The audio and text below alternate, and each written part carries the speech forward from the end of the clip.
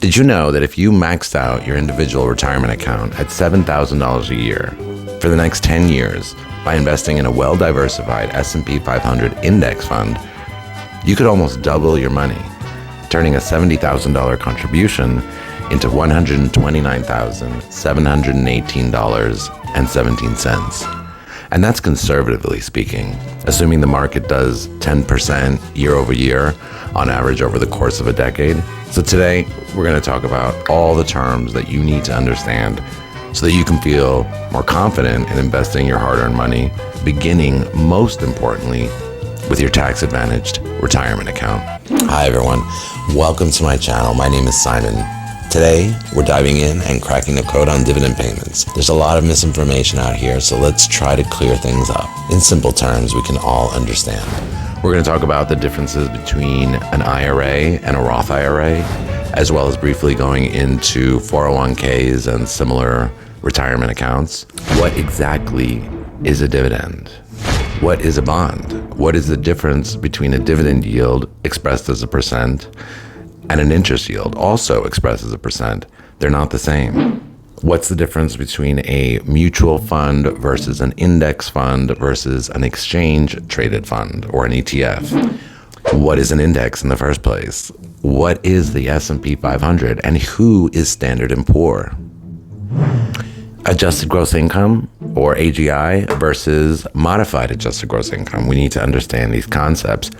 We need to understand the difference between our marginal tax bracket versus our long-term capital gains rate. We also need to understand our different forms of income and how they're taxed. We have actively earned income, ordinary income, and capital gains. So let's start from the beginning, and then we'll put it all together, and we can have a financially literate conversation about retirement, about investments, about paying taxes. I mean, this is like 101, getting yourself started on financial literacy. So let's start from the beginning. What exactly is an index? Like the Billboard 200 or Hot 100, which is an index of album and EP sales in the US based on a multi-metric consumption, including album sales and streaming, etc.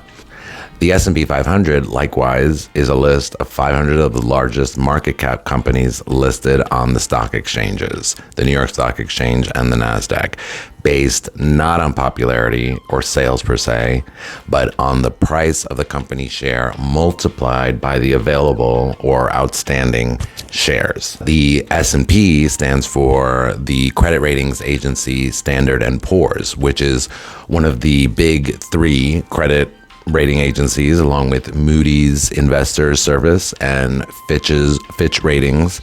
Along with credit ratings and data sources, Standard & Poor's is also famously known for creating financial market indices such as the S&P 500 index, which are often used as investment benchmarks. You'll often hear on the news how the market is doing by quoting the S&P 500, the Dow Jones Industrial Average, and the NASDAQ 100. These are all indices that you actually don't trade directly. You're not investing in the index.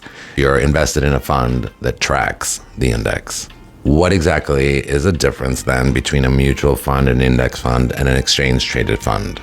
Or an ETF. That's an exchange-traded fund. That's what it stands for. As the name implies, an ETF is traded daily on the stock market or the exchange, whereas mutual and index funds are purchased directly from your investment bank, your brokerage or financial institution, something like Vanguard or Merrill Edge through Bank of America or JP Morgan Chase, Morgan Stanley, Fidelity, Schwab, and really most full-service financial institutions. Somewhere like Robinhood, Webull, and other fintech apps that allow only for investing in the stock market, you would only have the choice of investing in ETFs, exchange-traded funds. That being said, if it's investable, if it's a tradable security, there will be an ETF for it. For example, you can invest in an ETF that tracks the spot gold of Bitcoin, or Ether or gold. You could also invest in ETFs that are tracking treasuries, long, mid, short-term treasuries, municipal bonds even, a basket of munis, a basket of corporate bonds, and you could also invest in I mean, pretty much anything. Individual sectors like tech, industrial, communication, healthcare, building materials, energy, and of course, any market index that exists. And if there's an index version, an index fund version, there's an ETF version of it. And all of these different sectors I just mentioned are actually included in the S&P 500. So you would invest in any one of them if you wanted to be overweight, you know. The main difference between a mutual fund and an index fund is that a mutual fund is usually actively managed by a team of financial advisors, which has higher operating costs, which results in higher fees than a passively managed fund, which simply tracks an index. Since we just mentioned them, what exactly is a bond? Not all interest that you receive will come from bonds, like you might have a high yield savings account or cash sweeps money market account, but with treasuries, municipal bonds, and corporate bonds, the bond is essentially a receipt on a loan that you have made to them that has terms like an expiration date and an interest rate. A U.S. Treasury is a loan that you made to the U.S. government. Likewise, a corporate bond is a loan that you made to a corporation. When the bond expires, your principal is returned with interest. This interest yield is always expressed as a percentage. If you have a $100 bond with a 1-year expiration and a 10% interest yield, then when it comes due, you would be returned your principal of $100 plus the interest of $10, which is different from a dividend yield. What exactly is a dividend? A dividend is literally a cash payment made quarterly by a company, index fund, or ETF to its shareholders. Quarterly, that's 4 times a year, every 3 months, you will be paid a fraction or a percentage expressed as a percent yield out of the value of your shares, usually less than 2% of the value of each share, particularly for most of the stocks on the S&P 500, not all, but most index funds that track these index funds usually pay around 1 point something, a little less than 2%. The dividend paid is a distribution from the value of your share, not interest or money earned on top of it. Essentially, they're cashing out a small percentage of your share and paying it out to you. And it's a qualified distribution, meaning it qualifies for long-term capital gains. So if you bought a stock and 3 months later, it pays a distribution, even though it's not a year plus that little sale that they made technically, and to distribute the money is qualified for long-term capital gains, not taxed at your marginal tax rate, which is usually higher. So for example, if your stock share was worth $10, you can imagine a pizza pie, right, with 10 slices, and it was paying out a $1 distribution or 1 slice, that would be 10%. If you took the distribution and withdrew it, you would be left with $9. See, it's different than interest. You know, it's not money earned on top of, it's the percentage of the value of your share that they will pay out to you as a qualified distribution. Now, the whole definition that people have about how it's profits on the company and all the different, those explanations are really why legally or tax-wise it qualifies for long-term capital gains. You know, really, it's just a cash payment. They're just cashing out part of the value of your share to pay it out to you. It's not money earned on top. So before we go on to talk about retirement accounts and perhaps an investment account you might have outside of that and the dividends that they may or may not pay, we need to talk about the different kinds of income and tax rates. Most of us only pay taxes at our marginal tax rate on our income from work or self-employment, and maybe any interest that you're earning, especially nowadays with 5%, that would be tacked on to your actively earned income, which is your employment, and that would be taxed at your marginal tax rates somewhere between 10 and 37%. Capital gains applies to the long-term sale over 1 year after the purchase of an asset like your home, an investment property, and stocks, which can be taxed at 0, 15, and 20%. And then alternative investments like antiques, coins, stamps, collectibles, comics, and art can also qualify for long-term capital gains, but that can go as high as 28%. Actively earned income is your wage, salary, or self-employment income, usually from a W-2 or 1099 or self-employment taxes that you're paying, essentially Social Security, Medicare, and the rest.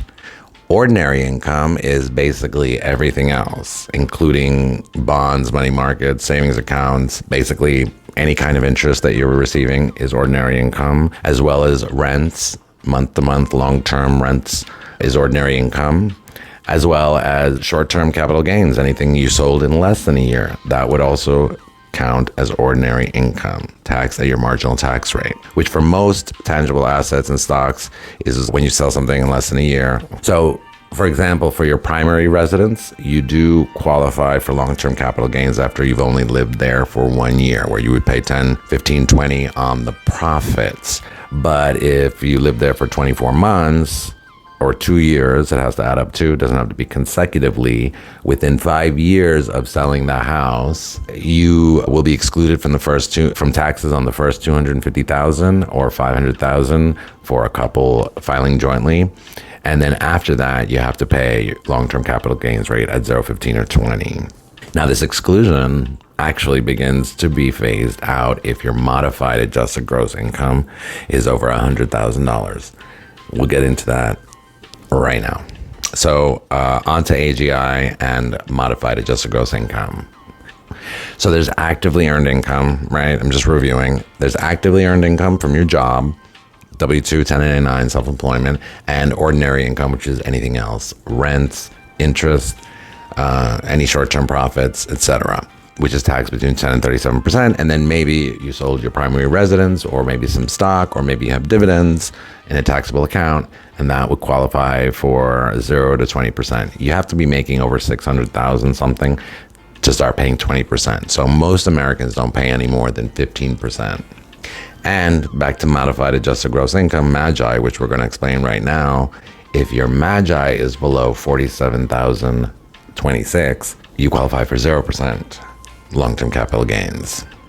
So first of all, let's talk about modified adjusted gross income. For most of us, the two numbers will be exactly the same because modified adjusted gross income includes all kinds of sorts of untaxed and tax-exempt income. Now, if it includes tax-exempt income, that means this number that you get at the end when you add everything up to get your modified adjusted gross income, and it's basically your total gross income with nothing excluded, nothing deducted, and nothing left out, including untaxed income. The reason is because you're not taxed on the number that you get, the modified adjusted gross income. It's just a number that tells the IRS whether you still qualify, for example, taking $250,000 or $500,000 for a couple deduction on your house. If your MAGI starts to get over $100,000, that deduction or that exemption starts to get phased out. So your MAGI is simply your total gross income, taxable and untaxed, with nothing deducted or excluded. This means all of your income, including actively earned income, ordinary income, net business income, business expenses, is the money that you had to spend to make the money, that's not included. But taxable investment portfolio income, including your dividends, any long-term capital gains, not because you're going to be taxed on it right now, but we're figuring out how much all this adds up to, so then we can figure out what you owe. Is it 0, is it 15, or is it 20? And any tax-exempt income, like what's tax-exempt? Well, municipal bonds. The interest from municipal bonds is state and local and exempt from federal taxes. Social Security, disability insurance, retirement income, and survivor's benefits, for example, and even some foreign income, tax-exempt foreign income. You don't pay taxes on it here, but it increases your modified adjusted gross income, which could increase. I mean, when it comes to the 15% tax bracket for long-term capital gains, there's a lot of leeway. So you don't have to worry too much about that. You know, you have to be making over 600,000. But what you do have to worry sometimes is about certain deductions and benefits and exclusions. I hope I'm not confusing you. Now, like I said, on the higher end, you start to get phased out of being able to take deductions from the sale of your house. You also, when it comes to retirement accounts, on the higher end, your ability to lower your taxes using a retirement account, because that's the whole purpose of a traditional retirement account, is to lower your tax bill in the current time, gets phased out as well. But on the lower end of modified adjusted gross income, because if you look this up yourself, it can be a little confusing. Like, how do I lower my modified adjusted gross income, right? For the purposes of capital gains and whatnot. Well, there pretty much is nothing that will lower your modified adjusted gross income because everything is included. The only thing that will reduce your modified adjusted gross income is if you have a 401k. If you have a 401k, if they take that money automatically out of your paycheck, up to $23,000, same thing for government sponsored and other ones, they're all $23,000 is the maximum contribution you can make right now. So your modified adjusted gross income, you don't pay taxes on that money. It's just a number that lets the IRS determine what you qualify for, what you don't qualify for, and what your capital gains rate will be. Your AGI, your adjustable gross income, is your actual taxable income at your marginal tax rate. So personally, I think the more important reason to figure out your MAGI first before you figure out your adjusted gross income is that the MAGI is going to tell you the allowable deductions that you can take, which is dictated by your MAGI. The IRS uses that number as a threshold for different tax credits, deductions, and benefits that you're eligible to take, as well as whether you qualify to defer taxes using an individual retirement arrangement or whether you can contribute to a Roth IRA directly. If you make too much money, this doesn't, really apply to most of us, but at a certain point, eventually you get phased out of being able to make a Roth IRA contribution directly. So you have to do a non-deductible IRA contribution and roll it over into a Roth, which sounds like a rigmarole. And why? And basically it's because if you do a Roth contribution, since it's after tax and you don't take a deduction, you don't have to file anything. And if you're making over a certain amount, they want you to file something. So you have to do the non-deductible IRA and roll it over and file it. Not because you're going to get a deduction, but you have to let them know what you're doing with your money.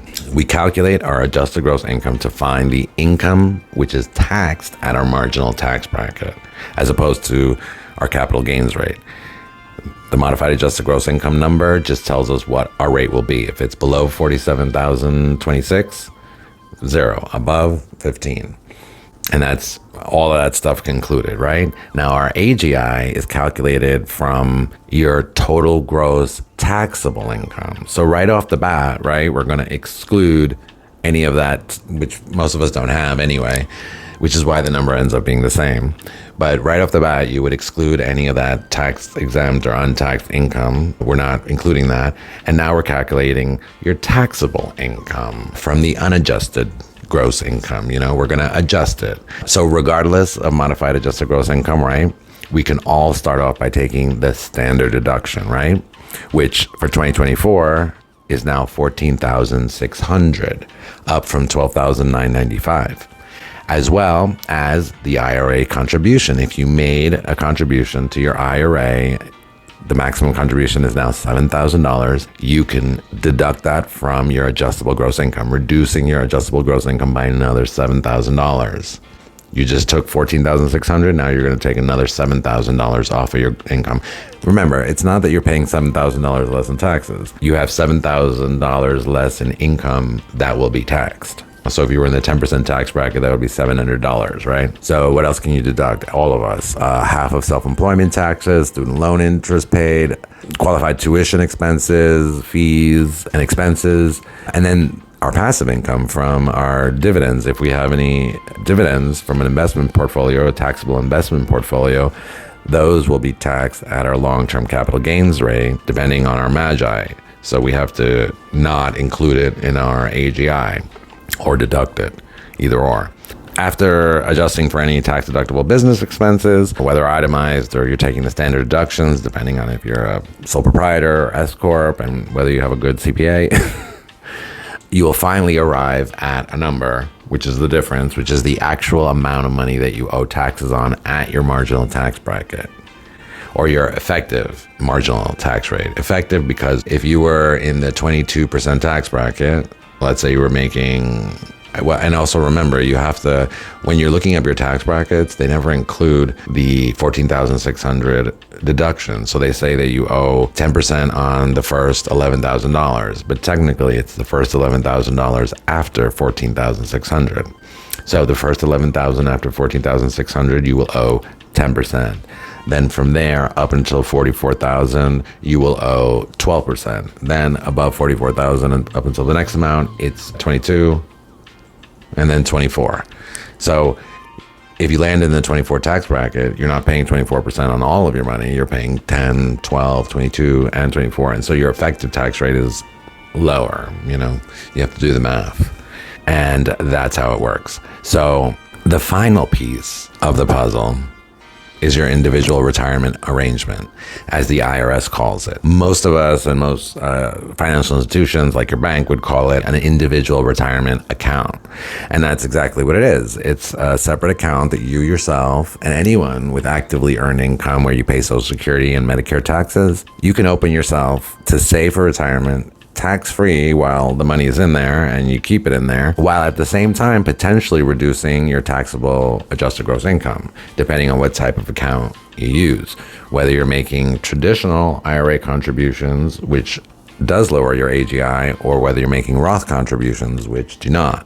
The Roth IRA is actually a relatively new introduction, only going into effect in 1998.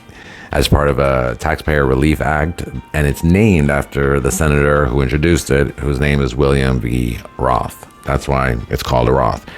The Roth IRA, unlike the traditional IRA, allows you to make after-tax contributions which are not tax deductible and don't reduce your AGI. And I've been wondering for the longest time, what was the logic? Like, are they really doing something for the benefit of blue-collar working class people? No, not at all.